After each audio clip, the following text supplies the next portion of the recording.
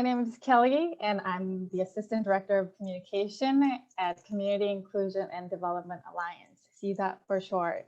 Today, we're having a conversation with Deputy Chancellor of New York City Department of Education, Adrienne Austin, about what to expect in the new 2021 and 22 school year.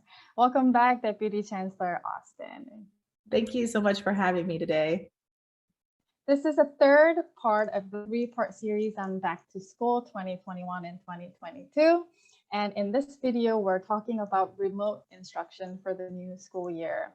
Please be sure to check out the other two videos on vaccination and youth safety protocols for this year.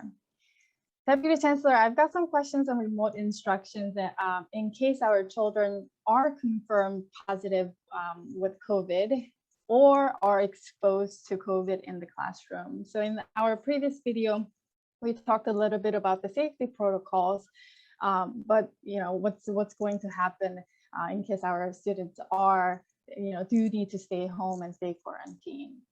So according to the New York City Department of Education guidelines, students who tested positive for COVID-19 will receive remote instruction. What would the remote instruction look like more specifically? I think parents are wondering what would that look like, and how will the classroom teacher collaborate with the remote instructors? Great question. So it's not going to look the same as last year where, students are coming in and there's like a remote cohort and then there's an in-person cohort and there's different teachers. It's not going to look like that. This year is going to look just like a traditional school year in terms of teaching. So there'll be a classroom, full of students, and there'll be a teacher. And if that entire classroom has to go offline in quarantine, then the teacher is going to be providing synchronous live instruction. I know a lot of students and parents have a familiarity with this. It happened last year where there'd be a Google Meets and the teacher will get on the Google Meets and essentially deliver a lesson online, kind of like how we're talking now. The teacher will talk to the students and ask the students questions.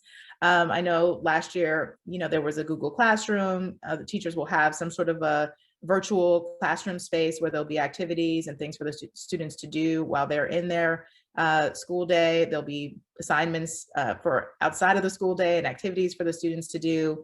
So for classrooms that are offline, it's going to look something like that, a mixture of synchronous sort of live instruction where the teacher's engaging with the students, and then assignments and things for the students to do that's on a digital classroom. For students with special needs, what does the remote instruction look like this year? How will the relative services be provided in a remote setting in case they are confirmed with positive COVID? So there's, I guess, sort of similarly to a gen ed classroom, a general education classroom, students that have special needs will be doing the same thing. So I want to sort of step back because we have a lot of special education students. We have, I think, close to 250,000 special education students, and many of them are in general education sort of combined classrooms. So, my daughter does not have an IEP, but she certainly could have a classmate that sits right next to her that has an IEP, and they're all in class together. So when that class goes offline, all the students go offline. And then the student who has an IEP, if they have some sort of service, that service is going to come with them. So if they have a paraprofessional, the paraprofessional is going to go into the remote space and provide services that way. If there's some sort of like physical therapy or some other form of service and that needs to be provided remotely, then it will be provided remotely. So that's one cohort of sort of students that have IEPs. There are also students that have IEPs that are in our District 75 programs. And again, sort of similarly to students that are, in our district schools, other districts, community school district schools, it's going to be very similar. So the students, if they're in a District 75 classroom and that classroom has to quarantine, they're going to quarantine with their teacher. Their teacher will provide either some form of mixture of live instruction or activities, and they're going to make a determination, what's appropriate depending on the nature of the disabilities for that student. Speaking of special education, in July, Mayor Bill de Blasio announced the New York City Academic Recovery Plan, and he said that this plan includes $251 million in increasing special education services, including new after-school and Saturday programs available for any child with an IEP, Individualized Education Program. Any updates on this plan? Parents are mostly curious about, will students with disabilities be able to receive extended services such as related services after school?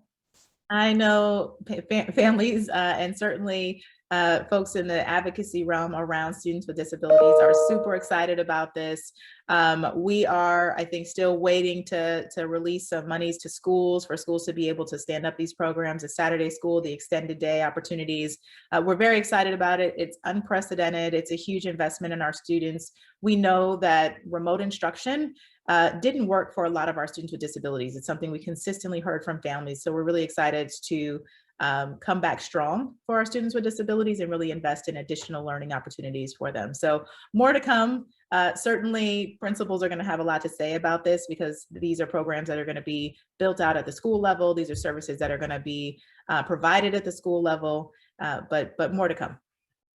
We're definitely excited to continue this discussion on the recovery plan. Thank you, Deputy Chancellor, for answering all these questions, the biggest questions that our families were curious about going back to school this year. We also want to thank CDAP parents who have submitted these questions.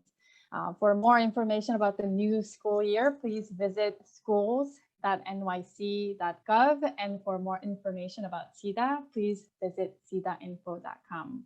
Please check out the other 2 videos on students, teachers, and staff vaccination in schools and new safety protocols in the new school year. Thank you for watching, everyone. And on behalf of everyone here at CIDA and New York City Department of Education, we hope you have an amazing school year. Thank you. Thank you. Thanks, everyone. Bye-bye.